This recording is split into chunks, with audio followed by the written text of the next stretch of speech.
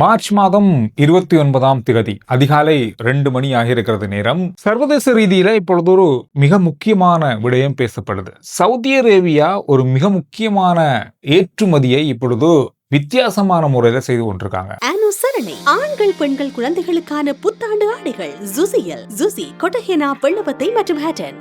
அதாவது இப்பொழுது ஹோர்முஸ் கால்வாய் என்னதான் மூடப்பட்டிருந்தாலும் ஒரு நாளைக்கு கிட்டத்தட்ட 5 மில்லியன் பரல்கள், அந்த பரல்களுக்கு சமமான எரிபொருளை குழாய் மூலமா அனுப்புறாங்க.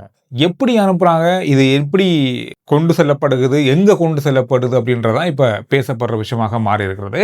எனவே சவுதி அரேபியா ஈஸ்ட் வெஸ்ட் துறைமுகம் ஒன்று இருக்கிறது. அதாவது செங்கடலை நோக்கிய ஒரு துறைமுகம். இந்த துறைமுகத்துக்கு உள்ள சிறப்பு என்னன்னு சொன்னா, சவுதி அரேபியாவில் உற்பத்தியாகின்ற எரிபொருட்களை இந்த செங்கடல் பகுதியில் இருக்கிற ஈஸ்ட் வெஸ்ட் பகுதியில் இருக்கிற துறைமுகத்துக்கு குழாய் மூலமாக அனுப்புறாங்க. இது நீண்ட காலமா இந்த சேவை இருக்கு. இப்போ இது முக்கியத்துவம் வாய்ந்ததாக கருதப்படுது. காரணம் சொன்னா, ஹோர்முஸ் கால்வாயை தாண்டி தான் இந்த துறைமுகம் இருக்கிறது. இதை கடக்க வேண்டிய அவசியம் இல்லை. எனவே இந்த துறைமுகத்துக்கு இப்பொழுது சவுதி அரேபியா ஒரு நாளைக்கு 5 மில்லியன் பரல்கள் பெறுமதியான எரிபொருட்களை குழாய் மூலமாக அனுப்பி அந்த துறைமுகத்தில் இருந்து இப்பொழுது கப்பல் மூலமா மற்ற நாடுகளுக்கு, குறிப்பாக ஐரோப்பிய நாடுகளுக்கு எரிபொருட்களை அனுப்புறாங்க. யான்பு அப்படின்ற இந்த துறைமுகம் மிக முக்கியத்துவம் வாய்ந்த துறைமுகமாக இப்ப பார்க்கப்படுது. இதுல 5 மில்லியன் பரல்கள் வளமையாக இதுல அனுப்பக்கூடியதாக இருக்கும். இதை தாண்டி இப்பொழுது 7 லட்சம் முதல் 9 லட்சம் பரல்கள் மேலதிகமாக அனுப்புறாங்களாம். அந்த பெறுமதிக்கு உரிய எரிபொருட்களை இந்த குழாய் மூலமாக அனுப்புறாங்க. இது செங்கடல் மூலமாக மத்திய கிழக்குல இருந்து ஐரோப்பிய நாடுகளுக்கு, அமெரிக்காவுக்கு கூட போகுது அப்படின்னு மாதிரி சொல்லப்படுது. கடந்த வீடியோல நாம் ஒரு முக்கியமான விஷயத்தை சொன்னோம். செங்கடல் நோக்கி ஈரானுடைய கவனம் திரும்பி இருக்கிறது. இதற்கு காரணமே சவுதி அரேபியாவிலிருந்து போகின்ற இந்த கப்பல்களுக்கு, அதாவது செங்கடல் பகுதியிலிருந்து போகின்ற இந்த கப்பல்களுக்கு அச்சுறுத்தல் விடுக்கும் முகமாக ஈரானுடைய தாக்குதல்கள் கொஞ்சம் விரிவுபடுத்தப்படலாம் அப்படின்னு மாதிரி எதிர்பார்க்கப்பட்டது. இதுதான் கடந்த ஒரு 5-6 மணித்தாளங்களுக்கு முதலிருந்து பேசப்படுற விஷயமாக மாறி இருக்கிறது. சவுதி அரேபியா இந்த இடத்துல மிக முக்கியமான ஒரு பணியை செய்து கொண்டிருப்பதாக இப்பொழுது சர்வதேச ஊடகங்கள்ல அதிகமான செய்திகள் பார்க்கக்கூடியதாக இருக்கு. அல் ஜசீரா இதை பத்தி என்ன சொல்றாங்கன்னு சொன்னா, இன்னும் முழுமையாக இதை எங்களால் உறுதிப்படுத்த முடியல, ஆனாலும் சவுதி அரேபியாவினுடைய எண்ணெய் உற்பத்தி நிலையங்களிலிருந்து இந்த ஈஸ்ட் வெஸ்ட், அதாவது செங்கடல் பக்கமாக இருக்கிற இந்த துறைமுகத்துக்கு குழாய் மூலமான தொடர்புகள் இருக்கு. இது சாதாரணமா இருக்கிற ஒரு விஷயம் தான். ஆனால் இது இப்பொழுது முழுமையா இயங்கி கொண்டிருக்கிறதா என்பதை தங்களால உறுதிப்படுத்த முடியாமல் உள்ளது அப்படின்றத சொல்லியிருக்காங்க. ஆனால் பல சர்வதேச ஊடகங்கள் இதை உறுதிப்படுத்தி இந்த வழியாக இவ்வளவு தொகை எரிபொருட்கள் கொண்டு செல்லப்படுகிறது அப்படின்றத சொல்லியிருக்காங்க. இது இப்ப ஹோர்முஸ் கால்வாய் வழியாக 20% எரிபொருள் கொண்டு போய் செல்லப்பட்டாலும் இது முழுமையாக நிறைவேற்ற முடியாது சவுதியால. இந்த குழாய் மூலமாக இப்பொழுது 5 மில்லியன் பரல்கள் தான் இந்த பக்கமாக, இந்த குழாய் மூலமாக ஈஸ்ட் வெஸ்ட், அதாவது செங்கடல் பக்கமாக அனுப்புறாங்க. ஒழிய ஹோர்முஸ் கால்வாயில ஒரு நாளைக்கு 20 மில்லியன் பரல்கள் கொண்டு செல்லப்படும். 20 மில்லியனுக்கும் அதிகம், கிட்டத்தட்ட 80 முதல் 100 கப்பல்கள் இந்த ஹோர்முஸ் கால்வாய் வழியாக செல்லக்கூடிய பகுதியை, ஒரு குறிப்பிட்ட, அதாவது 1/3 ஒரு பகுதியை இந்த சவுதியினுடைய ஈஸ்ட் வெஸ்ட் துறைமுகம் மூலமாக இப்பொழுது நடைபெற்று வார இந்த எரிபொருள் விநியோகம் மூலமாக நடக்குது. கொஞ்சம் பரவாயில்லை அப்படின்ற அளவுக்கு இருக்கு. இதுக்கிடையில ஈரான் ஒரு மிக முக்கியமான அனுமதியை பாகிஸ்தானுக்கு வழங்கியிருக்காங்க. அதாவது 20 எண்ணெய் கப்பல்களை ஹோர்முஸ் கால்வாய் வழியாக ஒரு நாளைக்கு 2 வீதம் படி, 2 கப்பல் படி அனுப்புறதுக்கான அனுமதியை வழங்கியிருக்காங்க ஈரான். இது ஒரு மிகப்பெரிய ஒரு அளவான சாதகமான தன்மையை ஏற்படுத்தி இருக்குதுன்னு சொல்லப்படுது. அதாவது எதற்காக சொன்னா, இப்பொழுது பாகிஸ்தான் தான் அமெரிக்காவுக்கும் ஈரானுக்கும் இடையிலான பேச்சுவார்த்தையினுடைய மத்தியஸ்தம் வகிக்கின்ற ஒரு நாடாக மாறி இருக்கிறது. இன்று ஞாயிற்றுக்கிழமை இஸ்லாமாபாத்தில் ஒரு மிக முக்கியமான கூட்டம், பாகிஸ்தான் மற்றது எகிப்து, துருக்கி ஆகிய வெளியுறவு அமைச்சர்களுக்கு இடையிலான ஒரு பேச்சுவார்த்தை ஒன்று இன்றைக்கு இஸ்லாமாபாத்தில் நடக்க போகுது. அதற்கான ஏற்பாடுகள் நடந்திருக்கிறது. அமைச்சர்கள் எல்லாருமே அங்கே வந்திருப்பதாக இப்போ சொல்லப்பட்டது. எனவே இவங்க எல்லாருமே கூடி இப்பொழுது ஈரானோடு நடக்கின்ற பேச்சுவார்த்தைகள், அமெரிக்காவோடு நடக்கின்ற பேச்சுவார்த்தைகள் எல்லாமே ஈரானுக்கும் அமெரிக்காவுக்குமான தொடர்புகளை ஏற்படுத்துகிற ஒரு மையமாக இது மாறி இருக்கிறது. இது ஒரு முக்கியத்துவம் வாய்ந்த பேச்சுவார்த்தையாக இருக்கு.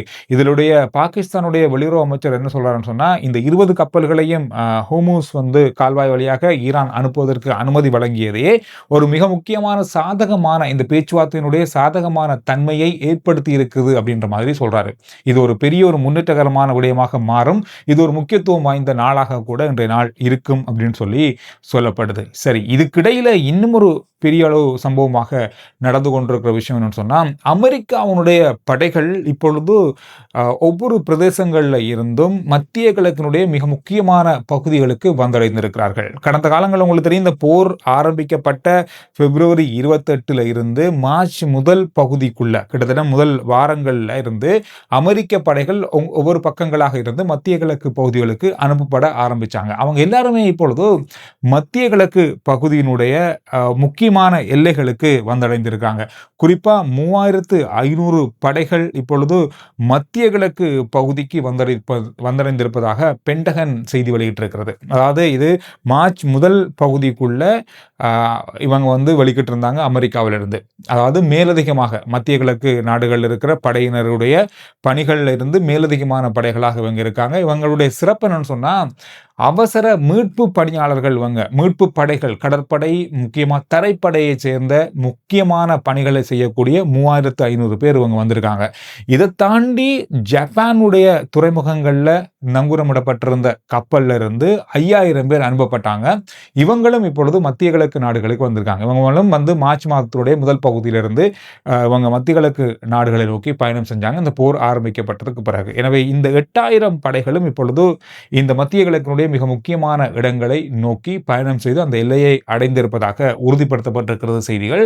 இவங்க எல்லாருமே மீட்பு பணியாளர்கள், மீட்பு படைகள் என்றதால இப்ப சர்வதேச ரீதியில ஒரு பெரிய அளவான ஒரு எதிர்பார்ப்பு ஏற்பட்டிருக்கிறதுன்னு சொன்னா, இப்பொழுது பாகிஸ்தான் மத்தியஸ்தம் வகித்துக் கொண்டு நடத்துகின்ற இந்த பேச்சுவார்த்தைகள் ஒருவேளை தோல்வி அடைந்தாலோ அல்லது ஏதாவது முரண்பாடுகள் ஏற்பட்டாலோ, கார்க் தீவு மீது இந்த படைகளை வைத்து அமெரிக்கா தரைவழியான தாக்குதல்களை நடத்துவதற்கான திட்டங்களை ஏற்பாடு செய்வதற்காகவே இந்த படைகளை முன்கூட்டியே இங்கே அனுப்பியிருக்கலாம் என்ற மாதிரி சொல்லப்படுது. ஏன்னா இவங்களுடைய முன்பு இருந்த தகவல்கள், அமெரிக்காவுடைய ஜனாதிபதி டொனால்ட் ட்ரம்புடைய அறிக்கையிலேயே இந்த போரானது 4 முதல் 5 கிழமைகள் தான் அல்லது 6 கிழமைகள் தான் நீடிக்கும் என்ற மாதிரி சொல்லியிருந்தார். எனவே இதை தாண்டி இது போகுமாக இருந்தால் இந்த மாதிரி ஒரு நடவடிக்கையை மேற்கொள்வதற்காகவே மேலதிகமாக இந்த படைகள் இங்கு அனுப்பப்பட்டிருக்கலாம் என்ற மாதிரி சொல்லப்பட்டிருக்கிறது.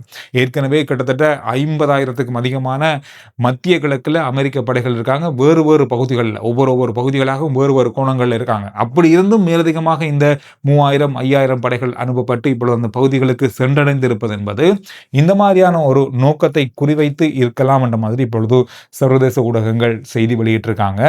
இது ஒரு மிக முக்கியமான தருணங்களாக இப்பொழுது பார்க்கப்படுது. எனவே இந்த கிழமை கண்டிப்பா ஒரு முக்கியமான ஒரு தீர்மானத்துக்கு வரக்கூடிய ஒரு கிழமையாக இது இருக்கும். ஈரானுடைய ஜனாதிபதி இப்பொழுது பாகிஸ்தானோடு நடந்து வர பேச்சுவார்த்தைகள்ல மிக முக்கியமான பல கருத்துக்களை வெளியிட்டிருக்காரு. இதுல அவங்க சொல்ற மிக முக்கியமான கோரிக்கை, அதாவது ஈரான் சொல்ற கோரிக்கைன்னு சொன்னா, முழுமையாக ஈரானுக்கு எதிரான போர், அதாவது தாக்குதல்கள் அமெரிக்காவோ இஸ்ரேலோ இனி நடத்தவே கூடாது என்ற உறுதிமொழி வழங்கப்பட வேண்டும்.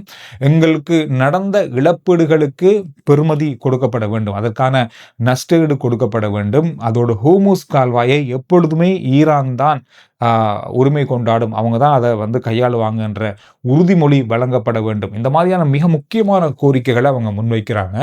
இதற்கு அமெரிக்கா சரி என்று சொல்லி ஒத்துக்கொண்டால் இந்த போர் நாளைக்கே முடிவடையும் என்பதுதான் இப்ப இருக்கிற மிக முக்கியமான எதிர்பார்ப்பு. இதற்கிடையில சர்வதேச ஊடகங்கள்ல வெளியிடப்பட்டிருக்கின்ற இன்னொரு முக்கியமான கவலைக்குரிய செய்தி என்னன்னு சொன்னா, இஸ்ரேலினுடைய தாக்குதல்ல லெபனான்ல பணியாற்றி கொண்டிருந்த 2 சர்வதேச ஊடகவியலாளர்கள் உயிரிழந்திருக்காங்க.